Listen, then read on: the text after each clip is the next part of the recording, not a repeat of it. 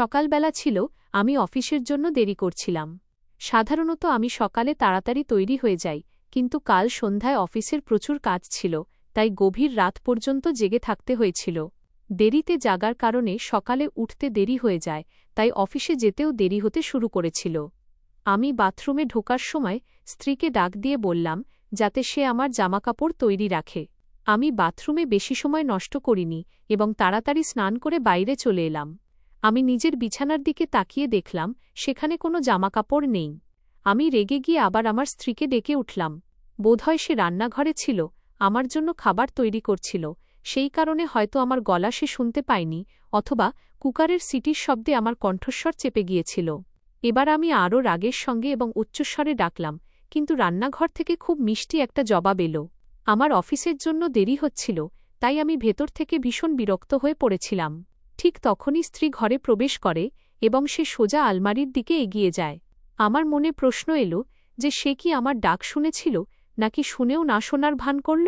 যাই হোক, সে আমার দিকে তাকিয়ে জামাকাপড়গুলো বিছানায় রেখে দিল এবং সেখান থেকে চলে যেতে চাই। হঠাৎই সে ফিরে এলো এবং আমাকে বলল, আমি যদি তোমাকে কারো সঙ্গে রাতের খাবারে বা সিনেমা দেখতে বাইরে যেতে বলি, তবে তুমি কি বলবে? তার জিজ্ঞাসা করার ধরনটা কিছুটা আলাদা ছিল। আমি বুঝতে পারছিলাম না যে সে কার কথা বলছে এবং কেন বলছে। হয়তো আমি উত্তর দেওয়ার জন্য প্রস্তুত ছিলাম। আমি বললাম, আমি ভাবব যে তুমি এখন আর আমাকে ভালোবাসো না। হয়তো সে রাগে অথবা ভালোবেসে আমার দিকে তাকাল, কিন্তু পর মুহূর্তেই নিজের ঠোঁটে ভেসে ওঠা মৃদু হাসিটা চেপে রেখে বলল, আমি আপনাকে ভালোবাসি, কিন্তু এই মহিলাটিও আপনাকে অপরিসীম ভালোবাসেন, হয়তো আমার চেয়েও বেশি, এবং আপনার সঙ্গে কিছুটা সময় কাটাতে চান। স্ত্রীর মুখ থেকে এই প্রশ্নের আশা আমার একদমই ছিল না। আমার মনে হাজার হাজার প্রশ্ন ঘোরাফেরা করতে লাগল। শেষমেশ সে কোনো মহিলার কথা বলছে এবং কার সঙ্গে দেখা করাতে চাইছে? এই ধরনের হাজারো প্রশ্ন নিয়ে আমার মন আমাকে তাড়া করছিল। শেষ পর্যন্ত আমি জিজ্ঞেস করেই ফেললাম, তুমি কার কথা বলছ? স্ত্রী কিছু না বলে একটি ছবির দিকে ইঙ্গিত করল। সেটি ছিল আমার মায়ের ছবি, যিনি আমার থেকে দূরে থাকতেন এবং যার সঙ্গে বহু মাস ধরে আমার দেখা হয়নি।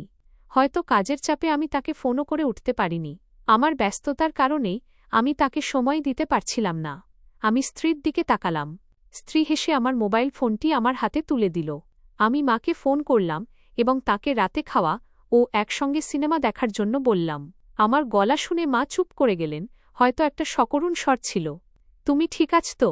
তোমাদের দুজনের মধ্যে কোনো সমস্যা হয়নি তো? মা জিজ্ঞেস করলেন। আমার হঠাৎ এভাবে ফোন করাটা তাঁর কাছে হয়তো কোনো বিপদের সংকেত ছিল। না, কোনো সমস্যা নেই, কেবল ভাবলাম আপনার সঙ্গে বাইরে যাওয়াটা একটা খুব সুন্দর অনুভূতি হবে। আমি জবাব দিলাম এবং বললাম যে শুধু আমরা দুজনেই যাব। তিনি এক মুহূর্তের জন্য এ বিষয়ে ভাবলেন এবং তারপর বললেন, ঠিক আছে। সন্ধেবেলা আমি যখন তার বাড়িতে পৌঁছালাম, তখন তিনি আমার জন্যই অপেক্ষা করছিলেন। আমাকে দেখে তার মুখটা খুশিতে উজ্জ্বল হয়ে উঠল, যেন বহু বছরের কোনো ধন তিনি পেয়ে গেছেন। আমি মায়ের পা ছুঁয়ে প্রণাম করলাম এবং তাকে গাড়ির দিকে নিয়ে যেতে লাগলাম। তিনি বারবার আমার দিকে তাকিয়ে মৃদু হেসে গাড়ির দিকে এগোচ্ছিলেন। গাড়িতে মা জানালেন যে তিনি তার এক বন্ধুকে ছেলের সঙ্গে বাইরে খেতে যাওয়ার কথা বলেছেন এবং সেই বন্ধু খুব প্রভাবিত হয়েছিলেন। অবশেষে আমরা মায়ের পছন্দের রেস্তোরাঁয় পৌঁছে গেলাম, যেটি দেখতে এখনও বেশ ভালো এবং আরামদায়ক ছিল। ভিতরে গিয়ে আমরা দুজনে একটি টেবিলে বসলাম। আমি পাশে রাখা মেনুটি তুলে নিলাম এবং সেটি পড়তে লাগলাম। হঠাৎ আমার নজর মায়ের ওপর পড়ল। তিনিও আমার দিকেই তাকিয়েছিলেন, কিন্তু এবার সেই হাসিটি গায়েব ছিল। তাকে উদাস দেখাচ্ছিল। হয়তো আমি মেনু পড়তে একটু বেশি সময় নিয়ে ফেলেছিলাম। আমি মেনুটি একপাশে সরিয়ে রাখলাম। আমি মায়ের কাছে খাবারের কথা জিজ্ঞাসা করলাম। তিনি মেনুর দিকে ইঙ্গিত করে আমাকে বললেন, তোর মনে আছে তুই যখন ছোট ছিলি এবং আমাদের সঙ্গে বাইরে খেতে আসতিস? আমিও তোর জন্য এভাবেই মেনু গভীরভাবে দেখতাম এবং তোর জন্য একটা ভালো খাবার অর্ডার করতাম যা খেতে তুই পছন্দ করতিস। কিন্তু সময় বদলে গেছে, মূল্যবৃদ্ধি অনেক বেড়ে গেছে। তুই হয়তো মেনুতে নতুন কিছু দেখছিস। মায়ের কথা শুনে আমার চোখ থেকে জল বেরিয়ে আসতে লাগল, কিন্তু আমি নিজেকে সামলে নিয়ে বললাম, আমি এবার আপনার জন্য মেনু পড়তে চাই। এরপর আমি মায়ের জন্য একটি চমৎকার ডিশ অর্ডার করলাম।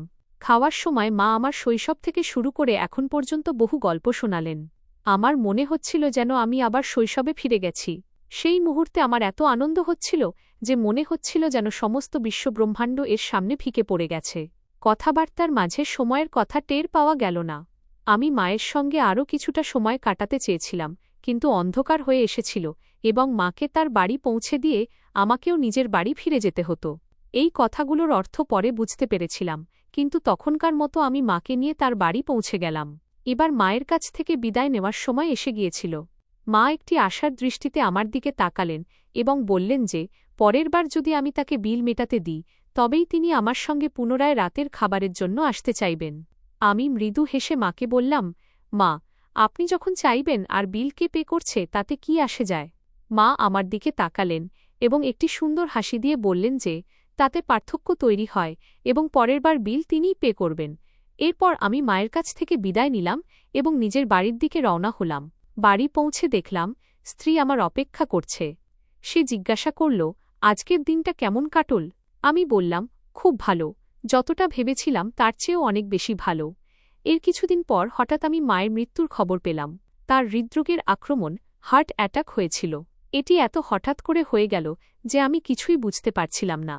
আমি তো মায়ের জন্য কিছুই করতে পারিনি।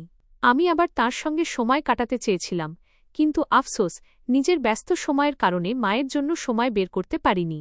কিন্তু এখন পস্তিয়ে কী লাভ? যখন সুযোগ ছিল তখন সময় ছিল না, আর এখন যখন মা নেই তখন কেবল অনুশোচনা আর আফসোস। তবুও আমার একটি বিষয়ে খুব আনন্দ আছে যে আমার স্ত্রীর কারণে আমি আমার মায়ের সঙ্গে কিছুটা সময় কাটাতে পেরেছিলাম। সেদিন যদি আমার স্ত্রী আমাকে মায়ের সঙ্গে রাতের খাবারে যেতে না বলত, তবে হয়তো আজ আমার আরও বেশি অনুশোচনা হতো এবং আমি নিজেকে কখনোই ক্ষমা করতে পারতাম না। ঈশ্বর যেন সবাইকে এমন স্ত্রী দেন। বন্ধুরা, আশা করি আপনাদের আমাদের এই গল্পটি পছন্দ হয়েছে। গল্পটি পছন্দ হয়ে থাকলে ভিডিওটি লাইক করুন, চ্যানেলে নতুন হয়ে থাকলে চ্যানেলটি সাবস্ক্রাইব করুন এবং হ্যাঁ, নোটিফিকেশন বেলটি অবশ্যই প্রেস করুন, যাতে পরবর্তী আপডেট সবার আগে আপনারা পান।